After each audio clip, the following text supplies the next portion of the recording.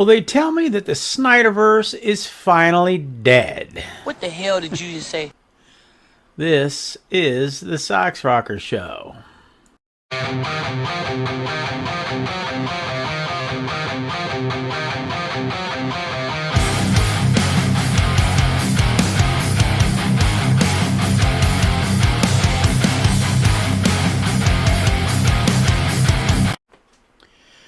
Well, today I'm going to talk about Zack Snyder and the Snyderverse. Again, the man hasn't done anything involving DC since 2021, when he was finally able to finish and release his version of the Justice League. Now, you all know the film. It's the one that WB claimed didn't exist. The one that they hired Joss Whedon to completely reshoot and butcher, so it didn't look anything remotely close to what Zack had originally created. It's the film that thousands of DC fans wanted to see. No. Demanded to see, finished via social media firestorm unlike anyone had ever seen before or after. WB said it didn't exist. Zack posted a picture proving that it did, and the rest, as they say, is history. Zack finished his film. The masses finally got to see what they'd all been waiting for, and that should have been the end of it. But it wasn't, or more precisely, it isn't. The Snyderverse, as everyone has come to know it, has been proclaimed dead and gone for some time now. Zack Snyder has moved on to other things. WB has a new boss in David Zaslav calling the shots. And James Gunn and Peter Safran have been anointed as the co-CEOs of DC Studios. Mostly James Gunn, or at least so it seems. The DCEU has dropped the E and has become simply the DCU. Damn near anyone and everyone even associated with the DCEU has been replaced with the possible exception of Jason Momoa, who seems to have his lips planted firmly on James Gunn's sphincter. Hell, even the logo has been changed. Well, kinda, sorta. And yet somehow, some way, the Snyderverse, it lives on. James Gunn, no matter how hard he tries, simply cannot make the mass legions of Snyder fans forget that Darkseid has yet to release his armada. He's constantly reminded of how Henry Cavill was given back the rightful opportunity to play Superman one more time, only to have the rug pulled out from underneath his feet almost immediately, even after they had him do a press tour and interviews to promote his return. Or the fact that he being Gunn, hired someone to replace Henry Cavill with an actor that looks damn near like Henry Cavill. Every single move the man takes, every decision he makes, the scripts, the costumes, the actors chosen, hell, the characters he chooses to use are met with ridicule on a daily basis. Now, that's not to say that Gunn doesn't have his own legion of fans and supporters, because he does. He has thousands of them, and that's okay. They like what he does, and they support what he does, as well they should. So why does the Snyderverse live on? One can claim that it's dead, sure. But if so, then why does, Todd McFarlane keep making action figures of the characters from the films? Hell, he just released more recently, and every single one of them sold out just like that. Just like the last ones that he did a while back. Articles are constantly being written about the Snyderverse. For instance, Fortress of Solitude recently did one entitled "Brace Yourself, the Snyderverse may not be dead and buried after all." Den of Geek just did one with Connie Nielsen, who played Queen Hippolyta, Wonder Woman's mother, where she protests the fact that Wonder Woman 3 was scrapped. Hell, even Zack Snyder himself wrote a special issue over at Inverse titled "Zack Snyder Introduces the 2024 Superhero Issue," where he talks about taking superheroes and comic books seriously. He even did a one-on-one with Frank Miller. You cannot go to any social media platform and not see post after post about bringing the Snyderverse back. You can block them, but the fans simply change their handle and it starts all over again. Hell, even the legions of Snyder haters can't stop themselves from constantly posting about the Snyderverse and Zack's work. It's insane. Even when he does a project that has absolutely nothing to do with his work at DC, like Rebel Moon, they just can't help but jump on board and make some crass reference to his past. It's crazy when you think about it. They loathe the man, and yet they just can't keep from talking about the man, which does nothing but keep the Return to Snyderverse fires burning. It keeps the idea of it alive, and yet they just don't see it. It makes no sense.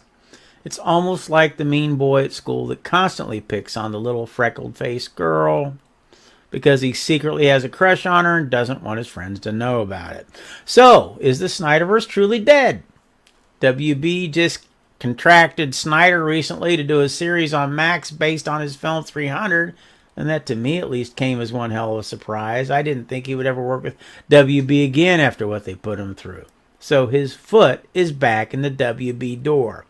And then we have James Gunn, who recently made a statement at New York Comic Con where he basically said that the DCU and the DCU are both interconnected and therefore are both canon to DC films. A statement I still find confusing when it wasn't too long ago where both Gunn and WB were claiming to distance themselves from the DCU by doing a reboot. So does this mean certain characters from the DCEU might actually make it into the DCU? Or is it simply a way to explain away certain stupid-ass storylines that were created when the debacle known as The Flash came out as a matter of convenience? I hope to God they're not going to say that the actions Barry took in The Flash completely wiped out the universe that was in fact the Snyderverse, and what we will see in the DCU is the initial outcome of it all. That would be completely lame, stupid, and lazy, but not altogether surprising. The whole multiverse thing has gotten way out of control, both with DC and Marvel, and I, for one, wish it would stop. No one can come up with any new compelling storylines, characters, or actors, so they just keep bringing them all back via multiverse time warp shit. It's cool for a minute, but it just gets old, very, very old. Or they just de-age them via CGI, and that doesn't work either. We all seen that with the last Indiana Jones movie. But I digress. So as I was saying, is the Snyderverse really truly dead? Will we never see what could have been? Or is it, as so many people constantly claim, finally over? With all the merch being made and sold and all the hoopla being written, it certainly doesn't seem like it is.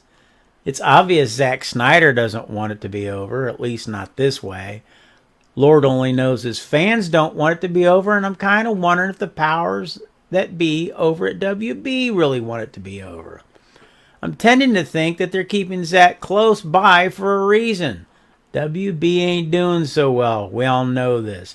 DC so far has failed miserably since the new regime took over, and you can say that that failure has nothing to do with them all you want, but if their names are on the damn doors and they're getting paid for the positions that they were hired for, then they share the blame that goes along with it.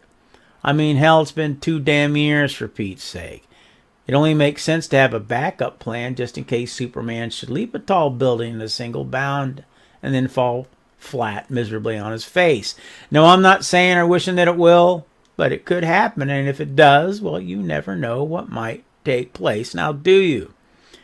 I guess we'll all have a clearer view of things on July 11th of next year, some 9 months from now, when Superman finally arrives in the theaters. Until then, the Snyder fans will keep hoping and posting and wishing, and the haters, well, they'll keep on hating and posting, which will keep the never-ending circle of the Snyder Bros versus the Gun Babies going, and then restore the Snyderverse fires brightly burning. Now, ain't it funny how that all works? As for myself, well, it ain't no secret that at this show who I favor. I'm a Snyder fan, but I do try to keep an open mind in all this because I truly do want DC to succeed, and that if that's with Gunn and company, then so be it. I wish it could be both, but for now, at least, I know that that won't happen. But I also will not change how I feel about Zack Snyder or James Gunn and how I feel about the changes made and how those changes came about. I see way too many YouTubers doing that very thing.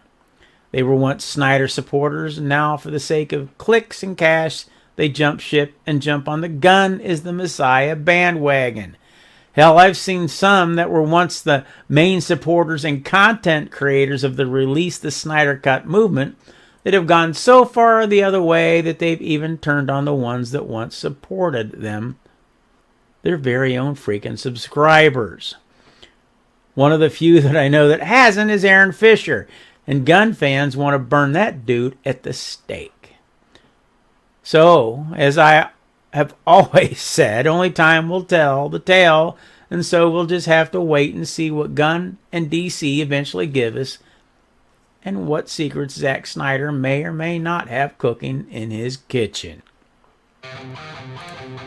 That's it for this show. If you have any comments or concerns, feel free to post them down below. And if you like today's show at all, why don't you hit that like button and subscribe so you don't miss the next. As always, thanks for stopping by. God bless.